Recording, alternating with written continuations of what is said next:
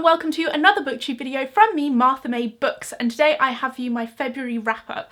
So I read quite a lot of books in February and I rated them all quite high apart from two. The first book that I read in February was The Lamplighters by Emma Stonex. So this was on my list for most anticipated books coming out in 2021, and it comes out, or came out, I think the 3rd or the 4th of March. I was lucky enough to get a proof from NetGalley via the publishers, so thank you to NetGalley and the publishers for my proof. This book follows a lighthouse mystery in the 1970s where a group of men who were running the lighthouse disappeared, and it's inspired by the lighthouse mystery of the Flannan Isles where 3 lighthouse keepers disappeared and nobody has any idea where they went in, I believe, the 1910s at some point.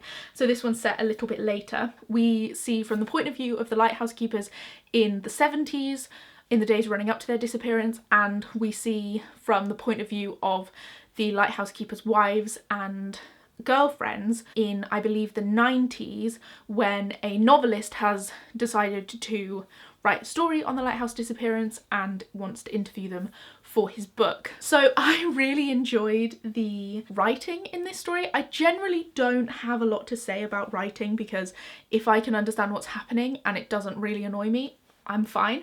But the writing in this was so good. There'd be like a sentence and it would conjure a whole image. Whereas some authors, it's like, they can write a million sentences and I still don't know what they want me to think. I really liked the different perspectives and having information about the disappearance or surrounding the characters and the disappearance, because the disappearance happened. Having that information slowly revealed through the different perspectives, and having something revealed in the 90s by one of the wives that then becomes relevant in the 70s, and how there was miscommunication between all of the characters. I really liked it. So I gave this 5 stars. I had a great time. Then I attempted to read The Two Towers by Tolkien. I've already read this book and I was halfway through rereading it and I just couldn't.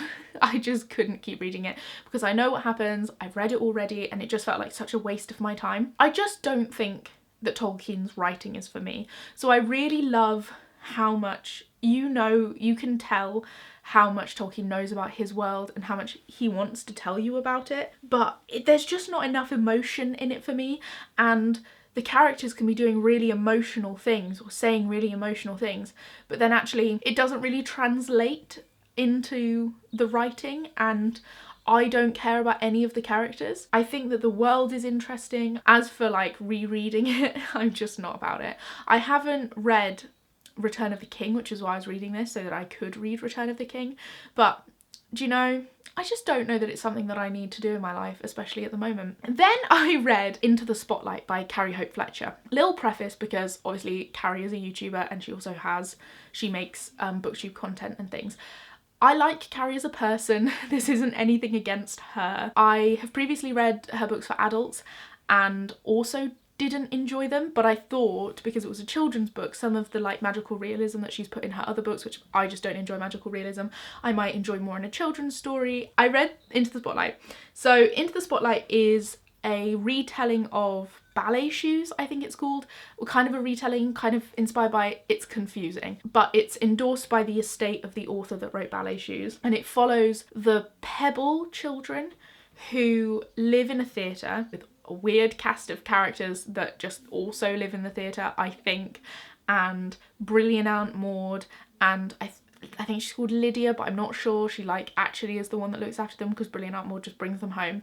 And they find a book that is like a diary that the Fossil sisters wrote as they got older and all of the adventures that they went on, and they find this and they're inspired by it to make a play to save the theatre that has no money. I had issues with this book. This contains spoilers. First of all, when I'm telling you it's a retelling of Ballet Shoes but it's not really, it's weird because they find the Fossil sisters' diary basically.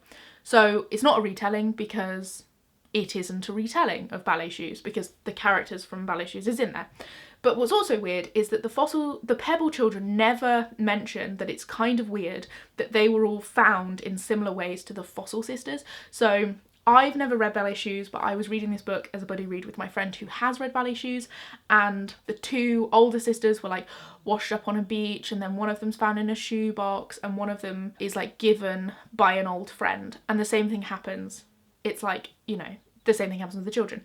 They never mention the fact that they were found in the same way, and maybe they don't know that they were found in the same way, but I found it weird. Also, the children in this story have no fun. The plot of a bunch of children trying to save a theatre sounds like it could be really fun, because it could be fun, but it isn't. So they're just stressed all the time. So the main girl who has to write the play, because they all have their thing. So Marigold is the girl who is designated to write the play because she wants to be an author. She states in the book that she doesn't want to be a playwright, but then is pressured into writing a play by Bam and Lydia.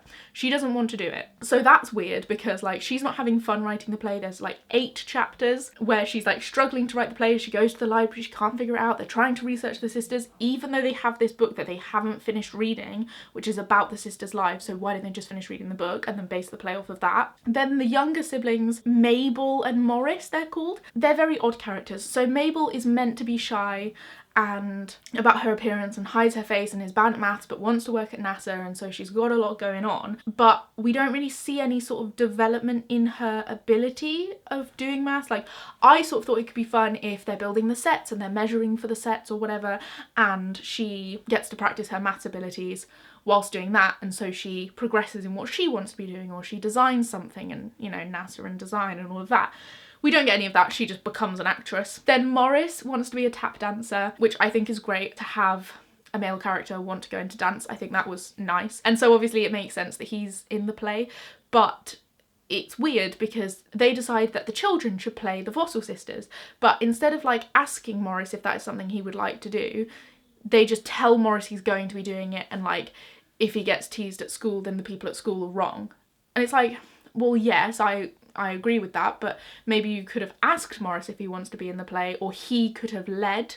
You know, maybe Morris in the story could have led and said, I want to be in the play and I want to play Poppy or whoever the ballet dancer is. They're just stressed and anxious all the time. So my other thought was like, because Bam and Lydia are the ones that are asking Marigold to write the play, it's stressful. Whereas if they had learnt that the theatre was like financially struggling and decided to put on this play to surprise Bam and Lydia, and Bam and Lydia weren't really there, it would have been unrealistic, because obviously you can't just put on a play as 3 children. But they could have involved a resident crew instead of having a resident cast of very odd characters, and it could have been a lovely like summer holiday activity, putting on a play in the theatre that they live in and saving their theatre. Would have been lovely. This brings me on to the weird resident company. So in the resident company there's a magician, there's an actor who keeps forgetting his lines, his wife that's meant to prompt him, an actor who has stage fright, and the magician and the actor who have stage fright are married. A lovely bit of gay representation in a children's book. With the weird resident company, they've got all of these different characters, but we're told that they've put on The Dumb Waiter by Pinter for 3 years in a row. So, oh, there's 2 like tap dancing twins, and it's like, why are they there? Like, for 3 years they've not been in a performance. Maybe ask them to get a job at a different theatre. And I think it would have been better to have had like a resident crew, because then they could have assisted the children. If their plan was to do the show themselves, the children could go to the resident crew for help, whereas going to the resident cast for help, it was just weird and I really didn't enjoy it. There's also a villain in this story. So Bam decides she wants to sell the theatre, and a woman called Trixabella or something decides that she's going to buy the theatre because it's for sale, and everyone's really cross at her. And it's like, why are you cross at her? You're offering to sell the thing. And then finally, there are other things, but I'm talking for too long. There's a lot of issues with editing in this book. There doesn't seem to have been very meticulous proofreading. There are a lot of mistakes. At one point, the magician is called a musician and the tap dancing twins are called contortionist twins, and this is like in the same sentence that they are mistakenly called different things than their job titles. And the other thing is, there's a sentence where it says Trixabella, looking quite terrified, came out from behind the curtain looking quite terrified. It just pulls you out of the story, and I think even a child would notice that, because children are told, you know, when they're learning to write stories, are told to make sure that you diversify your language in the way that you write it. So it's Moving on from that, then I read Midwinter by Fiona Melrose. So, oh, I have it here. Finally, I can hold up a book. I have been wanting to read this for so long, and I'm so glad I finally read it because I gave this 5 stars. So this follows Vale and Landon Midwinter, who are father and son and are still dealing with the grief of losing their wife and mother, you know, combination. Whilst they were in Africa, I believe. They were away in Africa on a farming project, and she died, and Vale, who is the son, is like processing and learning and thinking about maybe his father had some contribution to his mother's death. And also at the start of this story, Vale's friend and him get into a boating accident whilst they're drunk, and his friend, the doctors aren't sure if he will have the use of his legs anymore. And while I found it kind of odd to frame the narrative around 2 people that are impacted by that incident but aren't the guy who is actually going to be impacted by that incident, you know, I can see where the story is in this, so it's not too much like a let's see how this impacts us, because they're actually dealing with the grief and stuff like that. I also thought that this book would have like a ghost element. It doesn't. It says a hauntingly beautiful novel. I don't know why I thought that meant there was ghosts. It also talks about, but they are haunted there by a past they have long refused to confront. So it is kind of, there's a vixen who haunts the farm. The word haunted, to be fair to me, is on this book quite a lot. The haunting is more that they are haunted emotionally rather than actually being haunted by a ghost. And I really enjoyed it. The nature writing in here is amazing. I really enjoyed reading the nature writing and then going for my like government sanctioned daily exercise walk in the fields near my house and like spying the same kind of things that they were spying, because it's set during winter, and I read this in February. I didn't think I liked character driven novels. This is a very character driven novel. Not a lot happens, and I really enjoyed it. Turns out I do like character driven novels, and I just didn't realise that I like them. So I gave this 5 stars, I don't know if I said, but I loved it. Then the next book that I read, and I also loved, was The Pull of the Stars by Emma Donoghue. So I listened to this on audio. The audiobook narrator for this, first of all, I don't know who she is, but she's so good. Like, she'd like put an emotional bit, she'd like put a little break in her voice, and the accents were great. So this is set in Ireland during the Great Flu that happened, I believe, in like 1915, might be 1918, I can't remember. But so she does like various different Irish accents of different regions and things, and her voice acting is really great. The story as well was great. I loved the characters. So we follow a nurse on a maternity ward during, like on a flu maternity ward during the Great Flu, and we also from her point of view, another character who is like very central to the story is a girl called Bridie, who is an orphan from the local like kind of like nun house.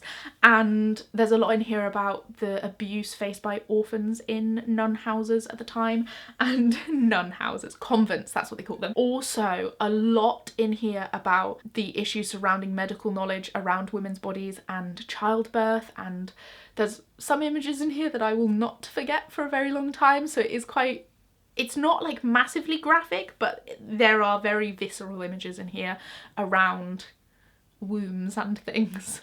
But it was so good. It was very like Call the Midwife-esque. It's got like a similar vibe of a whole bunch of women getting through things, but it's quite a lot darker than Call the Midwife. Okay, my battery's flashing at me. Wonderful. The next book that I read was All the Murmuring Bones by A.G. Slatter. This is another one that I got from NetGalley, and I gave this 4 stars. So I really felt like this one was set in Ireland, but it says nowhere in the book that it's set in Ireland, but it's got very Irish vibes. So this follows Mirren O'Malley, who lives in a spooky old house with her grandparents, and they come from this family that used to be like massive and like the most powerful, and even the church was scared of them. And then recently, in like, you know, the recent generations, their power has dwindled and there's all sorts of issues. And also there's a lot of folklore, and there is a theory and a tale that the O'Malleys get their power from sacrificing a child to the merfolk. That immediately drew me in. Very spooky and fun. I really love like creepy mermaids, creepy fairies, things like that, that when you're a little girl, you're told like, oh, it's lovely and how sweet and pretty and fun, and actually they're like tricky and scary, and I think that's fun. I really love the world building in this. There was a lot of folkloric characters that it was really fun to encounter and meet. It actually reminded me quite a lot of playing like a D&D campaign, because you meet like different characters and she's like, oh, I know about this character because I have this knowledge of folklore.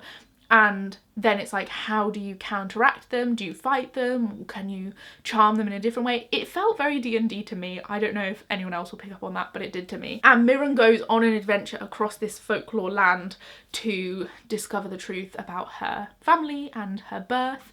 And yeah, there's just lots of like fabulous, creepy little moments in this. The only part that I didn't love, and reason I gave it 4 stars instead of 5 stars, was I didn't feel massively connected to Mirren's internal world. Like, we learn a lot about what's going on around her, we learn a lot about the folklore and all of that, which was really, really fun, but didn't get a lot about her character and didn't get a lot of her emotional reaction to a lot of the things that were happening around her. Which I think may be why another reason why it feels like a D&D campaign, because even though it's really fun to explore the world, generally in D&D, you, at least the people that I play with, we don't get like massively into character. And then the final book that I read this month, one of my most anticipated releases for the year, is The Galaxy and the Ground Within by Becky Chambers. I love this so much. I really, really love the Wayfarer series in general, but this is my favourite by far. I gave this 5 stars, and a lot of the books in the series I've previously given 4 stars just because they weren't right there for me, but they may be if I reread them. But I loved this so much. So this follows a whole bunch of aliens on a planet that they are stranded on, and they are hosted by a pair of Larue, which are, from what I could gather, kind of like those really hairy dogs but with long necks. I don't know. With Becky Chambers aliens, I just pick an animal or a being and hope that I'm close enough, and then she'll say like, oh, they did this with this appendage, and I'm like, did they? I didn't know that they had that appendage, but thank you for letting me know. So it follows these 2 Larue who are mother and child, and they host a whole bunch of aliens. We've got an Aluon, I think is how it's pronounced. We've got like a guy who's like a, well, I'm not gonna tell you the animals that I thought they were because it might throw off your interpretation, but there's a whole bunch of aliens in here, and they're stuck because the satellites start crashing and they have no communication. They can't fly off the planet because of all of the debris, and they just have to put up with each other and live together. And I really loved in this which I think I sensed more than all of the other Becky Chambers books, and it may be because a lot of the other ones were more focused on humans in space, whereas this one, there aren't any humans. There's one human late, but she's not a big character. So for the most part, there's no humans in this, and so it was just an exchange of alien civilizations and talking about their politics and how different alien species have been oppressed, and it was just so interesting. I really, really love in Becky Chambers books the open conversations about culture. I just love these books. I'm so sad that this is the last one, but obviously Becky Chambers will keep writing, hopefully, in general. But I love this so much. Such a little treat. It felt so cozy. Like, immediately when I started reading this, I just felt so calm and like I was home, even though I'm on like a spaceship or a planet that doesn't exist. I loved it so much. And those are all of the books that I read or attempted to read in February. I hope that you enjoyed this video. Let me know if you've read any of these books, or if you're considering getting any of these books, and what you thought of them, or what you think you'll think of them. I don't know. I'll see you in my next video. Have a nice life. Goodbye.